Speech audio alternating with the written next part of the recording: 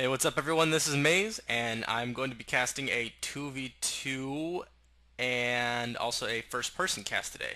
So, I haven't done either of these in a while, so I thought it was about time. I realized that most of the people who watch StarCraft 2 commentaries or replays are casual StarCraft 2 players. So, because of that, I like to give the first person perspective from a casual StarCraft 2 player like me. I just to give you a little background. I am in Diamond League in 3v3, 2v2, and 1v1. But mostly I play 2v2 just because I think it's fun. StarCraft RTSs have always been kind of a social game for me, so I always like to team up with a couple of partners, real life friends, play the game, and we end up doing pretty well. So my focus is typically on 2v2. I will do some 1v1s if time allows, and 3v3s are always really fun. So yeah, that's kind of where I'm getting at right now. So yeah, this game is actually going to showcase one of the hardest challenges to deal with in a 2v2, which is how do you stop a really good early push. So you see that the Zerg player here. Yeah, so the enemies are in the north, and me and my partner TikTok are in the south. It is a Zerg and Terran versus Protoss and Terran. So what these guys are doing is he's building his barracks up here, and he's getting very fast spawning pools. So lings are going to come out really quickly. What's nice about this strategy that these guys did very well is that they got lings out quickly, which is something that not a lot of people expect in high level 2v2. You typically don't see lots of early rushes like this. So what's nice is that it kind of throws people off guard. So whether you're playing in actually while you're playing whether you're playing in high level 2v2 or regular 2v2, it's going to throw your player off guard. So he's not going a straight 6 pool build here. He's getting 4 to 6 lings, he's getting 8 lings right now, and going for harass. Meanwhile, his opponent or his ally is getting Marines. So he's starting off very quickly for the harass, which is terrible news for us because TikTok has his positioning right here. So this Marine that pops out is going to be in a lot of trouble, as well as this SEV. And since I built back here, and I made a zealot just for safekeeping because I scouted out, or TikTok scouted out this fast pool here. I did have a zealot out, but the thing is that because of this build order, it's really difficult for us to defend against it effectively. So this Marine had to back off. One Zealot is coming here, so now there's one Zealot against 8 Marines. So already we've been delayed 1 barracks. We're trying to micro as best as we can, but it's really tough against that many lings. I'm trying to keep my Zealot alive, but that Marine got surrounded a little bit. If we would have had perfect micro, we would have been able to take at least this Zergling pack out pretty effectively, but it's really tough to coordinate Marine, Zealot, and Micro perfectly. Um, but so yeah, pretty much what happened here. This was a really effective Zergling harass. The SCV is dead. There's only 1 barracks for TikTok. He's making another one back in his base. But as you see, right as we're about to just finish mopping up this force, Marines come in perfect timing. So these guys have a very solid harass strategy, and it worked very well on a map like this, which people tend to block off on this choke because it's especially as Terran, it's a nice delay once you have enough units to kind of build up here with some sentries. It's a nice defensive delay mid game, but early game they really exploited that weakness. See, they did the same thing. They exploited this build order here. This is what TikTok wanted to do. I was going to go 4 gate, but you see, it's really tough to deal with. So, how do we deal with this from here on in? So, what am I doing right now? Realizing that my ally is in a lot of trouble. So for me, I got my warp gates up really quickly. My macro is a little sloppy here. I should actually have been building this 4 gate already. Um, but while we're here, I am trying to help TikTok up as much as possible. So a couple of zealots are coming in, and these zealots are toast. There's no point to run away now because they are going to die. Might as well do as much damage as I can. But my greatest unit right now against both of these, against regular vanilla lings and marines, are stalkers. So that's what I'm trying to get as soon as possible. So I need to be pumping out stalkers. I do have my warp gate up, so what I did to prepare for this was I got that warp gate up as fast as possible, and I chose stalkers because I knew that I can kite lings and marines pretty well. So what TikTok is doing right now, he is trying to keep his buildings up so he doesn't lose too much of his production, because he knows he is going to need to stay in the game, and pump out at least a couple of marines to at least help out my tech.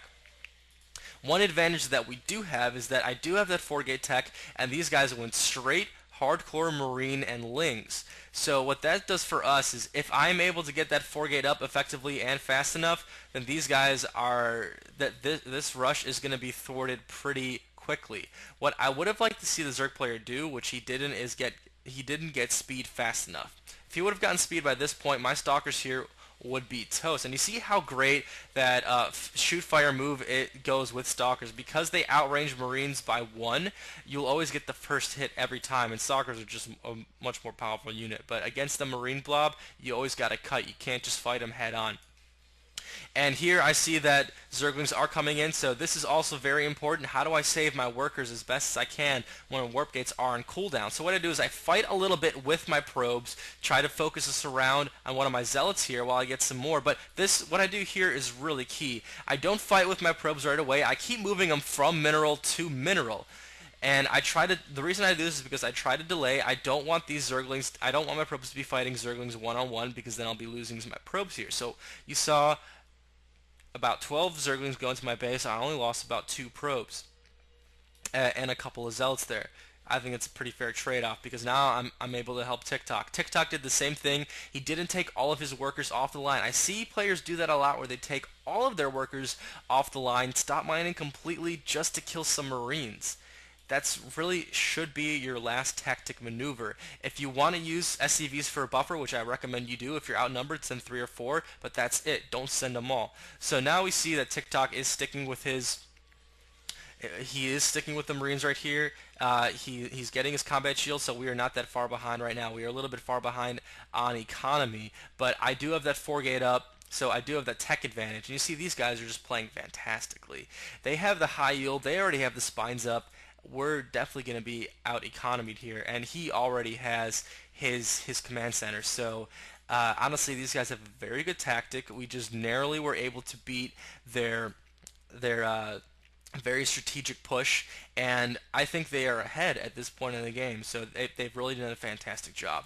Another thing to note here: always keep a pylon or a supply depot out here, and if you want to just send Zerglings across the map and get them to go away like this, one thing I've noticed: just warp in one stalker, start shooting at it, they'll probably leave. Because most players psychologically are like, okay, oh, there's one stalker there. He knows I'm here. I better get out before more stalkers show up. But all I did was I shot his Zergling twice. He could have broken through these rocks. I would have killed maybe a Zergling or two, and he automatically left. So that's a nice little trick that seems to always work. So I definitely recommend that. So now, what am I thinking at this point in the game? I have my 4-gate up. I know that he is sticking with the speedlings for now, probably going mutas for later. So what I do is I'm going heavy stalker and sentry. Against speedling, sentries are essential. Zealots do well against zerglings, that's true, but nothing is better than force fields. I would rather have sentries and stalkers rather than a bunch of zealots against zerglings any day. And the reason is because you can force field, you can kind of like create a cave around yourself, so you're really funneling those Zerglings, so they're only attacking your Stalker one at a time. They don't get the surround out. And also that Guardian Shield is great. You see this Guardian Shield positioning right here, trapping in the rest of their units. The Terran army cannot kite me. And here are some force fields coming in right now, and I am making sure those Zerglings will not get into us. You see this Concave right here. They're only attacking about one unit at a time. And meanwhile, TikTok's Marines, my Guardian Shield, my Sentries, and my Stalkers are just wailing away at this base. So, despite the fact that we are really out economied right now, the fact that I was able to keep my 4-gate tech up and I got the right composition really sort us ahead in this game. So we see right now, despite the fact that we do have this high yield, the time to push out against a counter push is to make sure you have your tech. I made sure I had enough sentries, I had enough stalkers. TikTok had his combat shield at least. He is researching stim and siege tanks. So you don't want to attack right away. You can't just be like, oh, you know, they're already ahead of us. We got to completely counterattack. No, they've anticipated a fallback strategy. As you see, they do have this economy right here. So what you want to do is make sure that you have some advantage of your own, which is these force fields here for us. So he's getting roaches out, which is the unit that he needs, but it is a little bit too late. At this point of the game, we've broken through.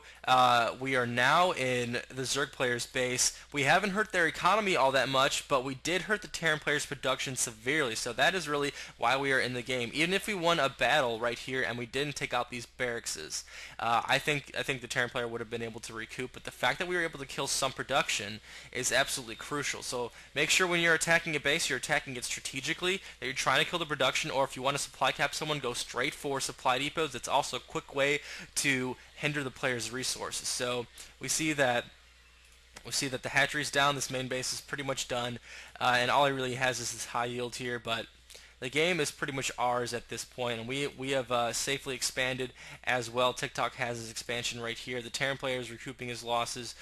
He does have a siege tank fortification here, but at this point we've expanded, so we're already matching his economy here. The Zerg player is on one base. Granted, it is a high yield. It's never going to yield as much as two bases here. So that. Yeah, guys, that is pretty much the game. So I thought it was a good game to cast because we were really in a shithole. Uh, we had Zerglings and Marines pouring into the base, but what we did well was we kept our composure. We made sure that TikTok made sure that he still had some of his economy. I made sure that I had my 4-gate up as fast as possible. Um, I should have done a little bit better job on macro here, but it was good enough at the time. I kept a pylon on here in case I needed to continuously reinforce. Um, that's always something I like to do when I'm trying to aid an opponent in 3v3. It's really nice, especially when you're going zealots or something slower, sentries. When a sentry block might be really nice. Proxy pylons in your ally's base are very nice for defending, so I definitely recommend that. All right, guys, that is it for this game. I'm gonna be posting up a couple of more first-person casts, and obviously some more pro matches because that's what I enjoy casting as well. Rate, comment, and subscribe, and please thumbs up, and enjoy the clip at the end of the video. Peace.